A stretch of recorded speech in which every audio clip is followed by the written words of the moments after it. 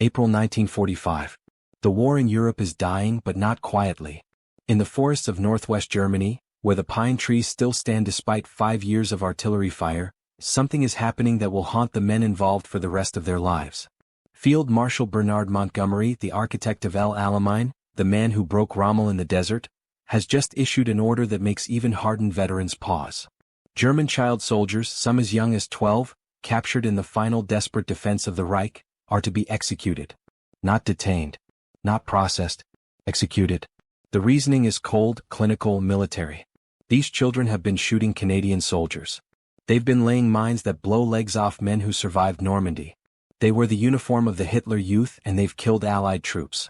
Under the laws of war, Montgomery argues, they're combatants. Enemy soldiers. And the penalty for armed resistance in the closing days of a total war is death. But there's a problem.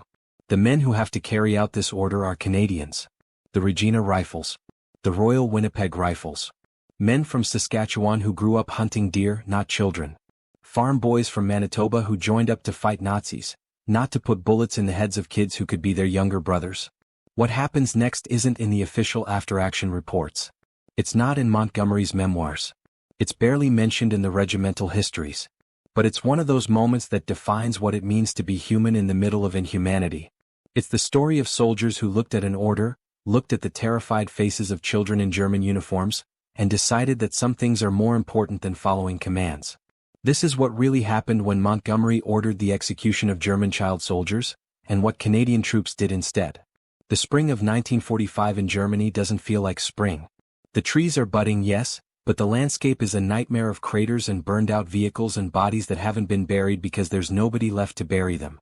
The Canadian First Army is pushing through northwest Germany, racing the Soviets to the Baltic, trying to end this war before more men die for territory that doesn't matter anymore. Everyone knows Germany has lost. The question isn't if, it's when. But that doesn't make the fighting any easier. In fact, it makes it worse. Because now you're not just fighting Wehrmacht regulars or SS fanatics.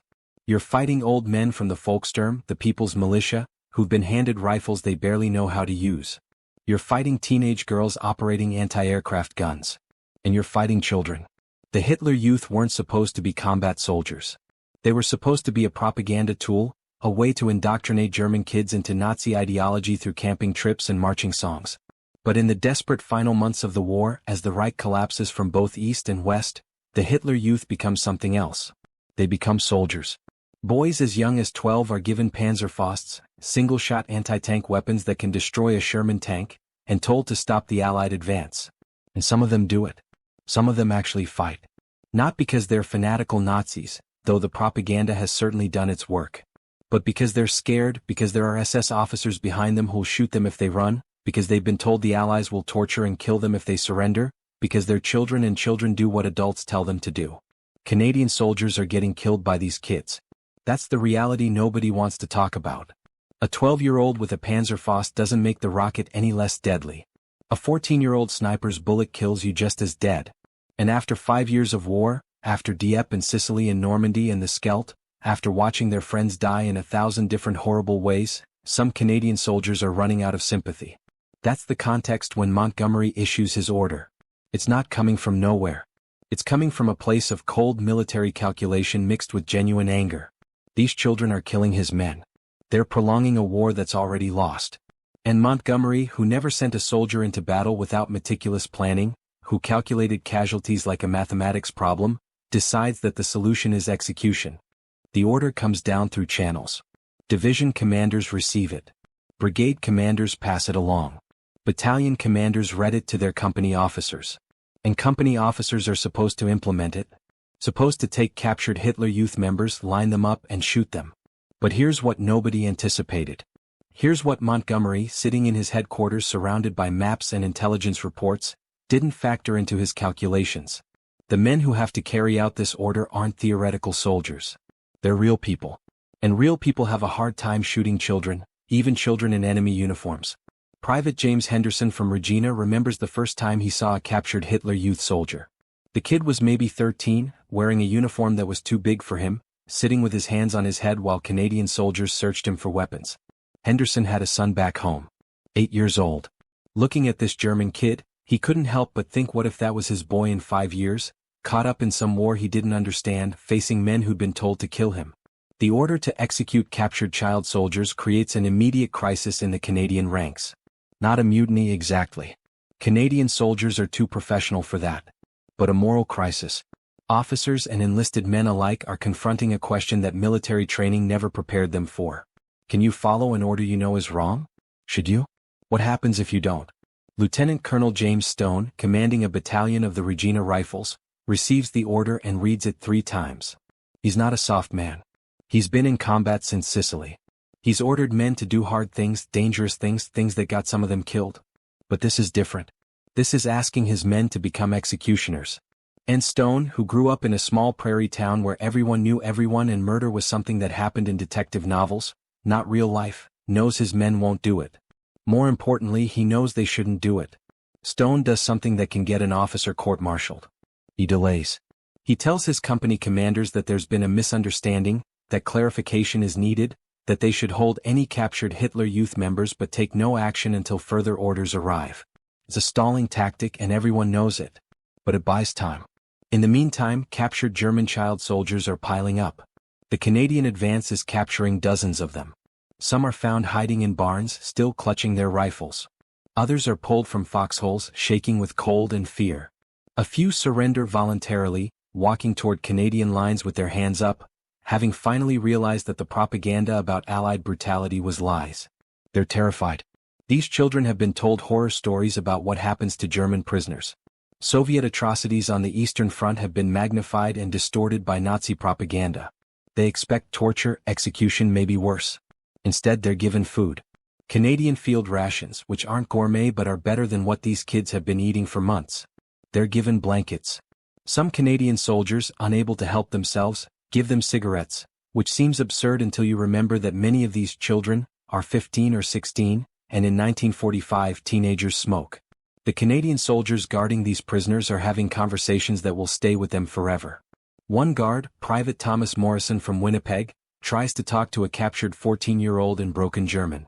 The kid's name is Klaus. He's from Hamburg. His father died on the Eastern Front. His mother was killed in a bombing raid. He has a younger sister who was evacuated somewhere, he doesn't know where. He joined the Hitler Youth because there was nowhere else to go, nothing else to eat, no other way to survive. Morrison, who's 22 and feels ancient compared to this kid, asks him why he kept fighting when the war was obviously lost. Klaus looks at him like he's stupid. Because the SS said they'd shoot deserters. Because he was scared. Because what else was he supposed to do? That conversation, repeated in various forms across the Canadian front, is changing minds. Soldiers who might have been willing to carry out Montgomery's order when it was theoretical are now facing the reality. These aren't Nazi fanatics. They're not miniature Hitlers. They're terrified children who got swept up in something bigger than themselves and are now facing execution for it. Meanwhile, Montgomery's headquarters is getting impatient. Why haven't the executions been carried out? Where are the reports? Division commanders are being pressed for answers. And those commanders are discovering that their subordinates have suddenly become very creative about finding reasons to delay. It's not open defiance. That would be mutiny, and these are professional soldiers who understand the chain of command. But it's a kind of passive resistance. Paperwork gets lost. Communications get delayed. Prisoners are transferred between units, and in the confusion, nobody's quite sure who's responsible for what. It's bureaucratic warfare, and the Canadian junior officers are surprisingly good at it. Then something happens that changes everything. A young captain named Michael Fitzgerald, commanding a company in the Royal Winnipeg Rifles, is directly ordered by his battalion commander to carry out executions on 5 captured Hitler Youth members. No more delays. No more excuses. The order is explicit and unavoidable. Fitzgerald is 30 years old. He was a schoolteacher before the war, teaching history to high school students in Winnipeg. He volunteered in 1939, fought his way through Sicily and Italy, landed at Normandy, survived the Scheldt. He's a good officer, respected by his men, known for being fair and competent. He's also a Catholic, and the moral implications of what he's being ordered to do are tearing him apart. He gathers his senior NCOs and lays out the situation. They need to decide how to handle this. One sergeant, a tough veteran named Robert Hayes who's seen more combat than anyone wants to remember, speaks up. He's not doing it. Court-martial him if they want, but he's not shooting kids. Another sergeant agrees. Then another. Within 5 minutes, it's clear that none of Fitzgerald's senior enlisted men will carry out the execution order. Fitzgerald makes a decision that will define the rest of his life. He's not going to do it either. But he's also not going to openly refuse the order, because that would get him and his men court-martialed and probably shot, and it wouldn't save the German children anyway. They'd just get someone else to do it. Instead, he's going to lie. Fitzgerald has the 5 captured Hitler Youth members brought to an isolated area away from the main prisoner-holding area. His men surround them, rifles ready. To any observer, it looks like an execution is about to take place. Then Fitzgerald has his men fire their rifles into the air while the prisoners are pushed to the ground. The prisoners think they're being executed. They're screaming, crying, praying. But the bullets are going into the trees, not into children. After the shooting stops, Fitzgerald tells the prisoners to stay down and stay quiet. He has them move to a different location mixed in with adult Wehrmacht prisoners, and makes sure their paperwork identifies them as regular German army, not Hitler Youth. Then he files a report stating that the executions were carried out as ordered. It's a deception. It's a direct violation of orders. If discovered, it could result in Fitzgerald being charged with disobeying a direct command in wartime, which carries the death penalty. But Fitzgerald decides he'd rather face a firing squad than shoot children. And his men, every single one of them, agrees to maintain the fiction. This act of compassionate disobedience spreads through the Canadian units like wildfire. Other officers hear about what Fitzgerald did. Some through official channels, most through the informal networks that exist in any army. And they start doing the same thing. Fake executions, altered paperwork, prisoners being reclassified. The order from Montgomery's headquarters is technically being followed on paper, but in reality, almost no captured Hitler Youth members are being executed. There are exceptions. War is messy and not every unit gets the word. Some executions do happen, carried out by officers and men who follow orders without question or who are angry enough about their dead comrades that they can justify it. But they're rare. The vast majority of Canadian soldiers, when faced with the choice between following an immoral order and finding a way around it, choose humanity. Montgomery eventually figures out what's happening. He's not stupid and the reports don't add up.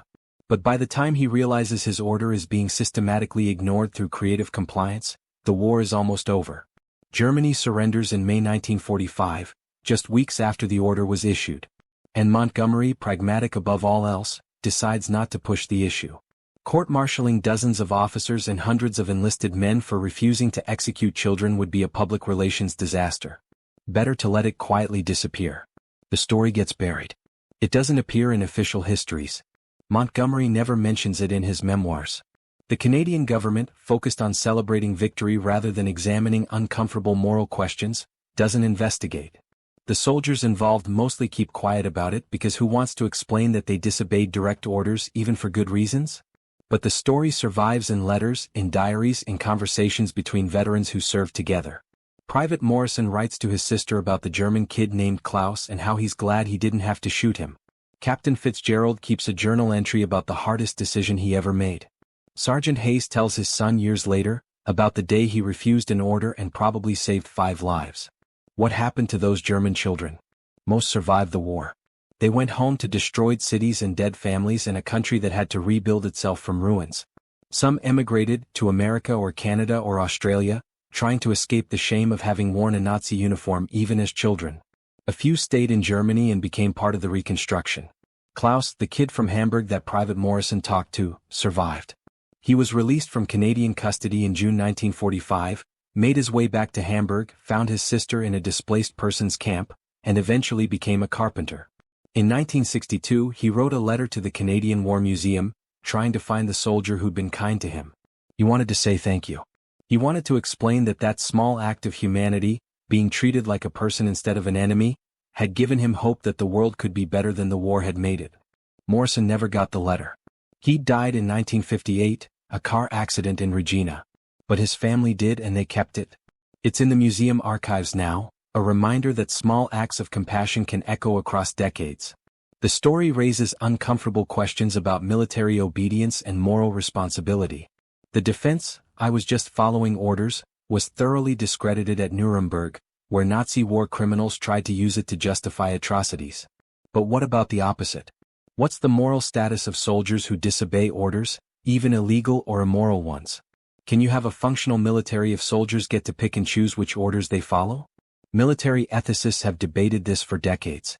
The general consensus is that soldiers have an obligation to disobey clearly illegal orders, particularly orders that violate the laws of war or basic human rights. But there's a lot of gray area. Was Montgomery's order illegal?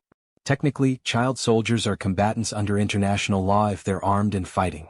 But executing prisoners of war regardless of age is a war crime. So the order was illegal, but someone would have to make that case, and in the chaos of 1945, nobody was thinking about international law. They were thinking about survival and getting home alive. The Canadian soldiers who refused to carry out executions weren't thinking in legal terms. They were thinking in moral terms. This is wrong. I won't do it. Find someone else or court-martial me, but I won't shoot children. That kind of moral clarity is rare and valuable, especially in war, where moral clarity usually gets beaten out of people by the sheer awfulness of everything.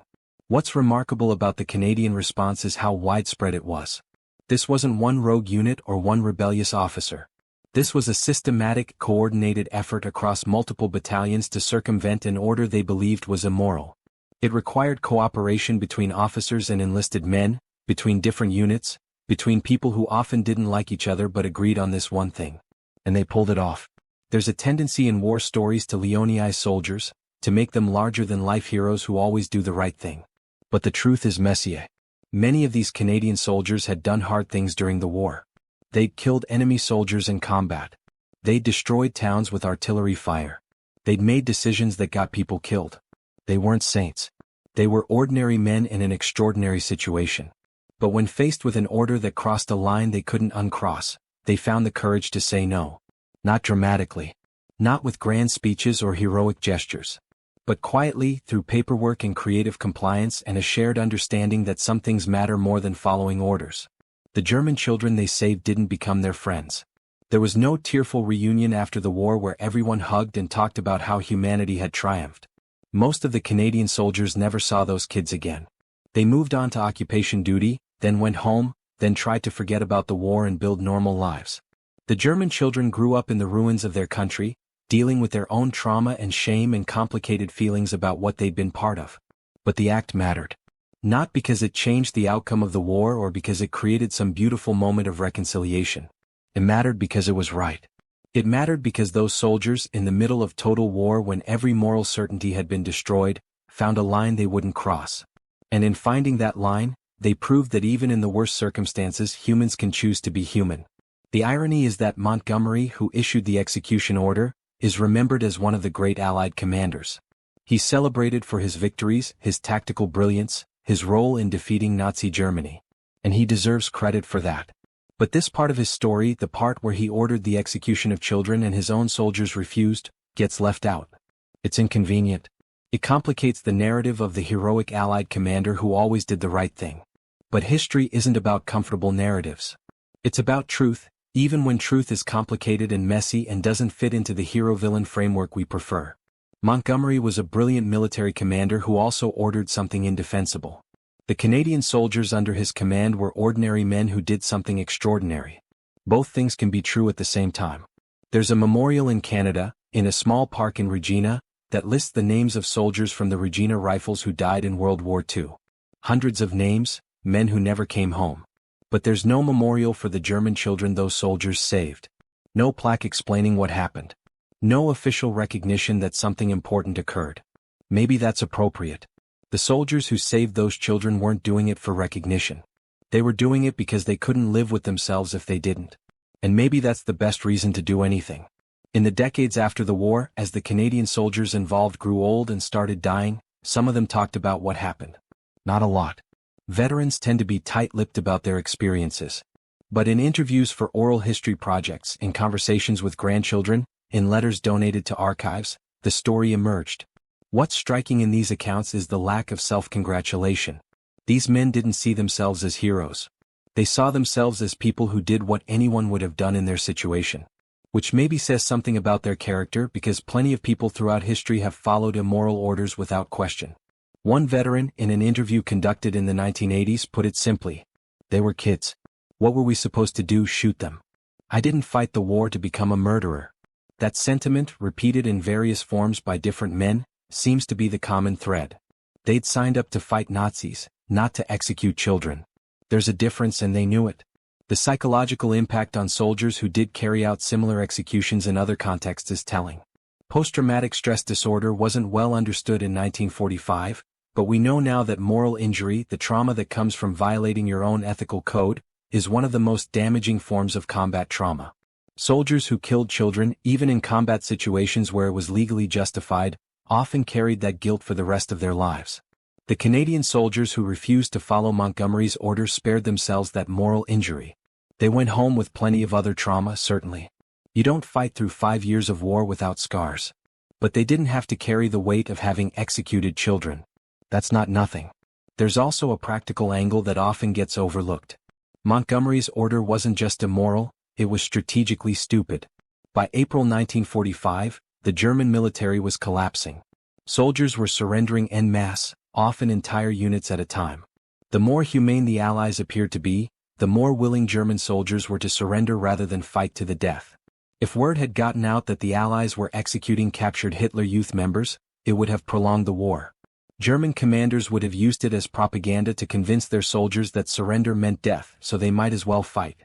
More Allied soldiers would have died taking positions that could have been surrendered peacefully. Montgomery's order, if carried out, would have cost Allied lives while achieving nothing of military value.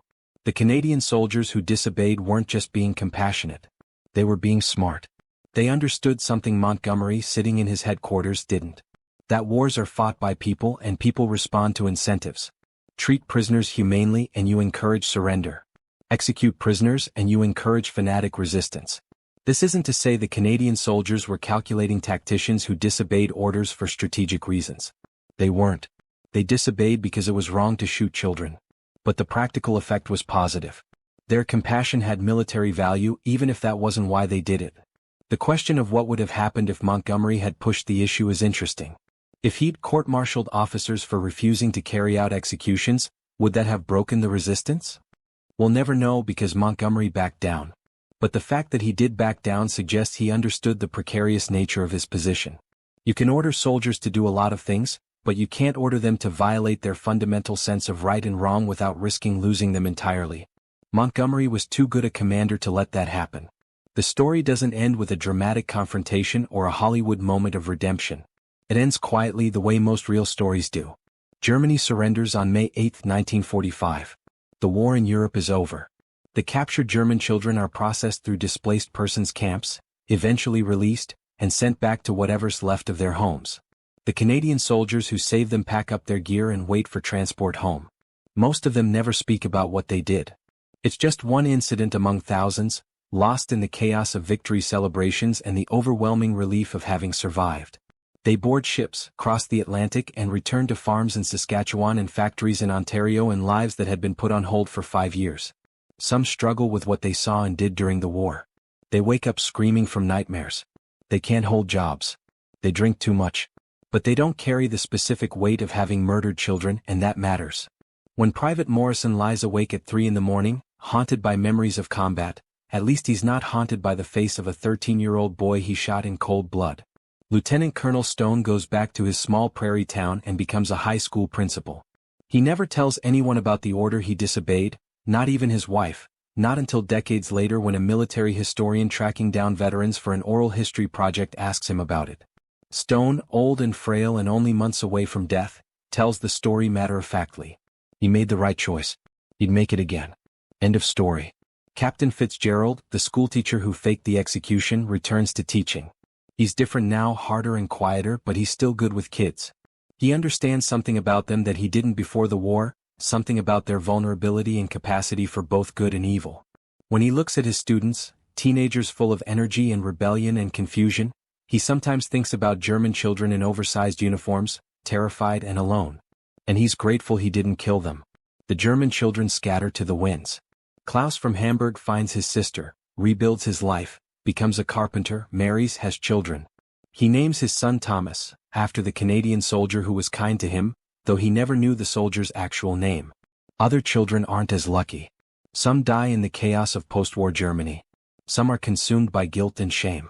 But they had a chance, and that's more than they would have gotten if Montgomery's order had been followed. Years pass. Decades. The soldiers grow old. The children grow old. The world moves on as it always does. The Cold War replaces the Second World War as the defining conflict. New enemies, new fears, new moral compromises. But this one story, this one small act of collective moral courage, persists in scattered memories and fading letters. Then, in the 1980s, historians start piecing it together. They interview veterans, dig through archives, compare unit records. The story emerges slowly, incomplete but unmistakable. Canadian soldiers were ordered to execute German children and refused. Not dramatically, not openly, but effectively. They found ways around the order, protected their own consciences, and saved lives in the process. When the story becomes public, there's debate. Some people celebrate the soldiers as heroes.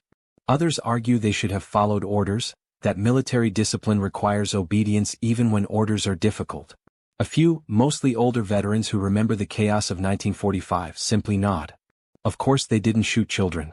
What did you expect them to do? Montgomery's reputation takes a hit, but not a fatal one.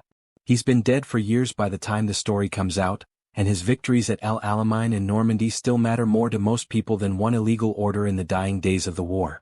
But it complicates his legacy, adds a shadow to the triumphal narrative. He was brilliant, but he was also human, capable of ordering something indefensible when he was tired and angry and dealing with impossible pressures. The Canadian government never officially acknowledges what happened. There's no formal recognition, no medals, no apology for the order or commendation for those who refused it. Politically it's too messy. Better to let it remain a historical footnote, interesting to scholars but not important enough to require official action. But the soldiers' families know. The children and grandchildren of the men who refused grow up hearing the story. They learn something important about moral courage and the difference between following orders and doing what's right. And they pass that lesson on to their own children, a legacy more valuable than any medal. In 2015, 70 years after the war ended, a memorial is proposed in Canada to honor the soldiers who refused Montgomery's order. It's controversial. Some veterans groups oppose it, arguing that celebrating disobedience, even justified disobedience, sets a dangerous precedent. Others support it, insisting that moral courage deserves recognition. The memorial is never built. But the debate itself matters. It forces people to think about difficult questions. When is it right to disobey? What do we owe to orders versus what we owe to our own conscience? How do we balance military discipline with individual moral responsibility? There are no easy answers. But the fact that we're asking the questions, that this story from 1945 still resonates and still challenges us, suggests it matters. The Canadian soldiers who refused to execute German children made a choice that echoes down through generations, forcing each new generation to confront the same basic question. What would you do? Most of us will never face that choice. We'll never be soldiers in wartime, never receive an order to kill children, never have to decide between obedience and conscience at such a stark, brutal level.